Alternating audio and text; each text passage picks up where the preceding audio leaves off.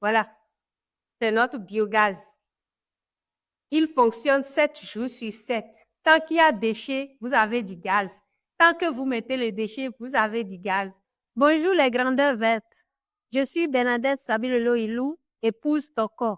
Ici, vous êtes chez moi à la maison et nous, on produit notre propre gaz qui est le biogaz. Je vais vous montrer. Le dispositif qui me permet de produire mon propre gaz s'appelle un biodigesteur. Un biodigesteur, le mien, le voici. Pour l'alimenter, j'y mets dedans tout ce qui se jette quand on cuisine. Les restes de nourriture, les épulchures, l'eau sale, tous les coquilles d'œufs, tout ce que l'on jette quand on cuisine. Et c'est ça, on met dans le biodigesteur. Après la fermentation, dans un dôme qui est à l'intérieur sous mes pieds, nous avons un gaz. Et c'est ce gaz-là qui est envoyé à la cuisine dans le foyer à la cuisine pour préparer. Mais quand le gaz part, ça donne un effluent. L'effluent s'appelle un digestat. Et l'effluent, le voici. Le voici. Il me permet d'arroser mon potager. Et ça va sur tout, les arbres fruitiers, les légumes, tout ce qui pousse, on peut arroser avec ça. C'est un engrais très puissant.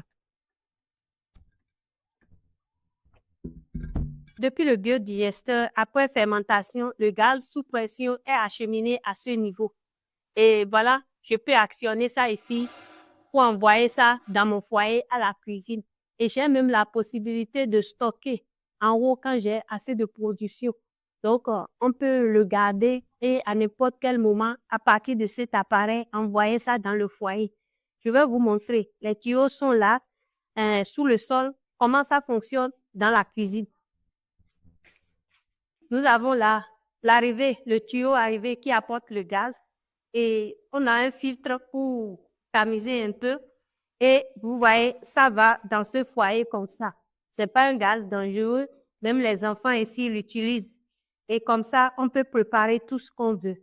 On a même la possibilité de mettre au four si on veut. Et puis, voilà. C'est notre biogaz.